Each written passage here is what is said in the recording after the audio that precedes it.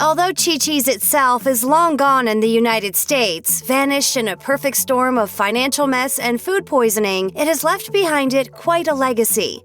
Let's celebrate the silliness that was Chi-Chi's and figure out why they disappeared.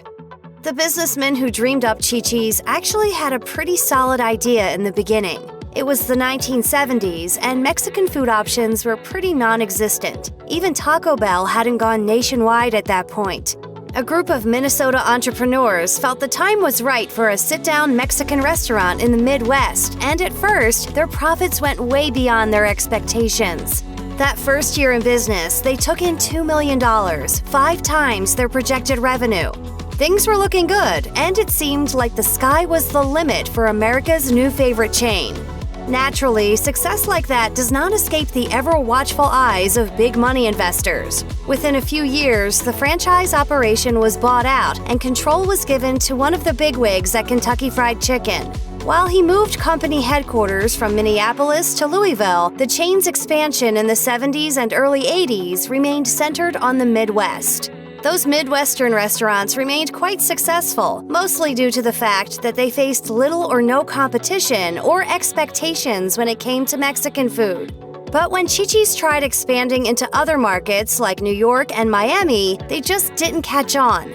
Their failures in Texas, California, and New Mexico were perhaps to be expected, but when Chi-Chi's failed to take hold even in New England or the Deep South, it started to seem like the fiesta might be starting to wind down just as it was getting started. Ironically, Chi-Chi's success was one of the things that set the stage for its subsequent doom. In the early 80s, Chi-Chi's was one of the hottest chains going, opening 45 new restaurants within a 2-year period between 1981 and 1983. Frequently, these new restaurants would see profits of up to $80,000 per week, which was big stuff for the early 80s, as was the annual overall profits of over $9 million.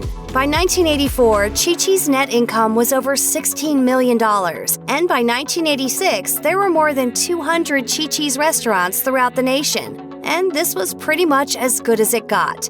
But even as they were at their peak, their profits were starting to slide. It seems that the larger restaurants, which averaged between 10,000 and 12,000 square feet, were just too large to operate at a profit. Too rapid growth also contributed to numerous problems at the corporate level, with an insanely high 80% management turnover rate leading to inconsistencies in food and service that did the chain no favors. While Chi-Chi's might have introduced Mexican food to certain markets like the Midwest, it also opened the door for other Mexican restaurant chains such as El Torito, Casa Gallardo, and On the Border, all of which would soon be expanding to compete with Chi-Chi's throughout the U.S. What's more, Mexican fast food was also becoming a thing with the rise of Taco Bell, which would pose itself as a serious Chi-Chi's competitor in the 1990s with its purchase of casual dining chain Chevy's Fresh Mex. Even McDonald's would get into the Mexican food game, adding breakfast burritos and limited-time chicken fajitas to their menus. Then came the new millennium, and with it, the rise of fast casual. Suddenly, restaurants like Baja Fresh, Qdoba, and the big dog Chipotle created a market for the budget burrito, and that was bad news for Chi-Chi's. Non-Mexican casual dining restaurants would also cut into Chi-Chi's target audience, as diners wishing for a fun but affordable and not too fancy evening out could, by the 90s, choose from other options, including Olive Garden, Macaroni Grill, and Chili's. This last named even offered a southwesternish kind of menu and could actually boast Texan roots. One of the things Chi-Chi's was known for back in the day was perhaps something they'd have preferred not to publicize. According to anecdotal evidence unearthed on the internet, certain Chi-Chi's were popular among teenage drinkers. Not all that surprising when you think about it, since a cheap pitcher of strawberry margaritas is obviously going to appeal to a high school crowd more than, say, a selection of single malt scotches. What you need to keep in mind, however, is that in Chi-Chi's earlier years, a certain amount of teenage drinking was actually legal. Yes, believe it or not, boomers and early Gen Xers were legally able to imbibe at age 18, right up until 1984 when the National Minimum Drinking Age Act raised the drinking age to 21. Chi-Chi's profits took a tumble after that year. The higher drinking age cut out the 18 to 20 crowd, at least those not possessed of convincing fake IDs. Needless to say, this eliminated not only high schoolers, but a good chunk of the college crowd. Not to mention, the Reagan-era just say no philosophy was beginning to affect drinking habits in general, with stiffer state laws being enacted in order to curb drunk driving and control bar happy hours.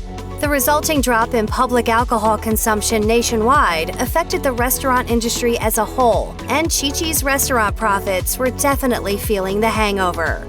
As the population of Mexican immigrants continued to grow and expand throughout the United States in the latter part of the 20th century, these new immigrants brought their food traditions with them.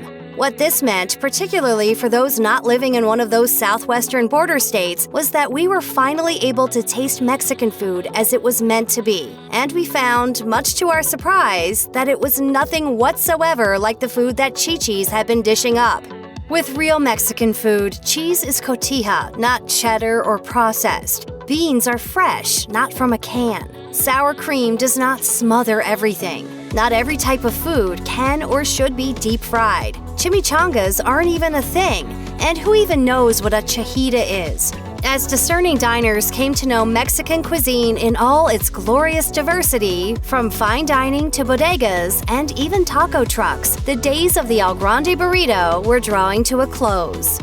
After Chi-Chi's struggles in the 80s, they were bought out by Foodmaker Inc., the fast food conglomerate that owned Jack in the Box. Things started looking up again for a bit profit-wise, but the menu certainly didn't improve. Any original menu items even remotely resembling Mexican cuisine were replaced by Tex-Mex and American items like pizza, pasta, burgers, and stir-fry. Sales soon started to slip again, and restaurants kept on closing.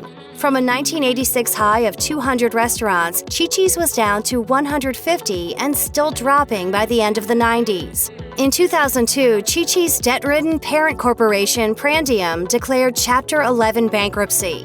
While Prandium would emerge intact from their own bankruptcy proceedings the next year, Chi-Chi's themselves would file Chapter 11 in 2003, and for them, there would be no recovery. By 2004, Outback Steakhouse would purchase 76 remaining Chi-Chi's restaurants, complete with all furniture and fixtures, with the stated intent to convert at least some of the properties to its own brand of restaurants. Some of these closed Chi-Chi's were not repurposed as Outbacks, however. A number of them were eventually sold to be demolished or used to house other businesses. Still, other old Chi-Chi's, creepily, are still haunting the landscape. Long abandoned, but perhaps still filled with the ghosts of sombrero-wearing, margarita-drinking revelers from times gone by. Hey, what's wrong? Oh, nothing. Nothing is wrong. I'm just chilling with the guac from my chip hat. While many businesses not only survive but thrive after bankruptcy, Chi-Chi's was dealt a fatal blow by something totally unexpected: a massive hepatitis outbreak. Health department investigations traced the source of this October 2003 outbreak to the Chi-Chi's at the Beaver Valley Mall in Monaca, Pennsylvania. While they originally suspected unsafe food handling practices, the source was eventually determined to be green onions used as an ingredient in a number of dishes, including salsa. By the time the outbreak was over, it had made 660 people, including 13 restaurant employees, sick. What's worse, 4 people had actually died. Over 9,000 people exposed to the hepatitis had needed to be inoculated against the disease. And even though Chi-Chi's had declared bankruptcy prior to the hepatitis outbreak, the bankruptcy court nevertheless modified the order to allow hepatitis victims to proceed with lawsuits against the chain. Among the payouts Chi-Chi subsequently made were an $800,000 class action settlement paid out to those who'd needed to be immunized, and a $6.25 million settlement to a man whose hepatitis had caused him to require a liver transplant. Before Chi-Chi's folded, they'd had to shell out at least $40 million in hepatitis-related settlement payouts. They in turn sued the green onion supplier, but were unsuccessful. By that point, it was too late anyway, since Chi-Chi's had long since said hasta la vista, baby. While Chi-Chi's restaurants are completely absent from America, they do still exist in a few locations overseas. It would seem, however, that Chi-Chi's Asian and North African locations have now gone the way of their Western Hemisphere counterparts. Both the Indonesian and Kuwaiti locations have long been social media silent, which is never a good sign, while the Abu Dhabi Chi-Chi's now appears to have been replaced by different dining options. An article published in 2014 on global business website Retail Detail makes mention of Chi-Chi's restaurants in Germany and China, and those seem to still be in operation as of 2016. A menu from Chi-Chi's in Brussels shows they're still serving some of the old favorites, so fans should definitely plan on stopping by if they're ever in the neighborhood. Chi-Chi's are still in the Netherlands and Luxembourg too, where there seem to be several restaurants still in operation. There is also at least one Austrian Chi-Chi's located in Vienna. And good news, it looks like fried ice cream remains on the menu, along with strawberry margaritas. If you're still craving Chi-Chi's, you won't need a time machine, just a plane ticket.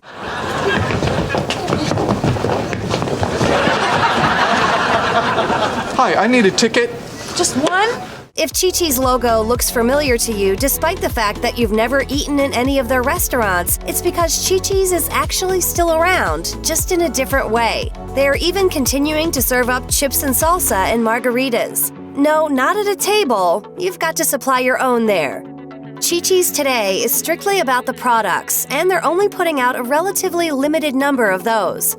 Rebranded as a producer of retail food items, their current line includes a dozen different salsas, a queso dip, 6 different varieties of tortilla chips, various sizes of flour and corn tortillas, several types of seasoning, corn cake mix, and chopped green chilies. Chi-Chi's pre-mixed cocktails are owned by a different outfit, the Sazerac Company. These drinks are available in 1.75-liter handles and aren't limited to margaritas alone. Margaritas come in 6 different kinds: original, strawberry, peach, ruby red, golden, and skinny margaritas. But there's also a Chi-Chi's branded mojito, 2 types of Long Island iced tea, piña colada, and even dessert drinks: Mexican mudslide, white Russian, orange cream, and chocolate malt. Pick up a few of those, some Chi-Chi's chips and salsa, maybe some queso, and there you have it, DIY happy hour. Just add a tacky sombrero, and you're all set to get your fiesta on. So boring.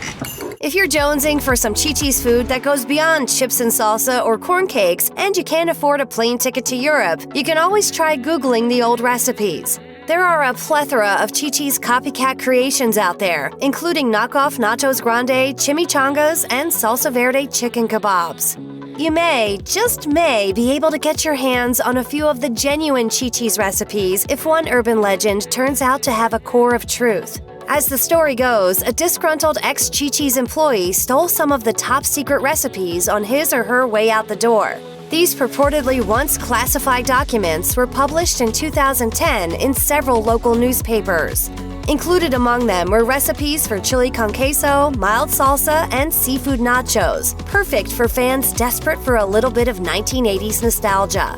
When it comes to a recipe for the mysterious chajita, though, your guess is as good as ours.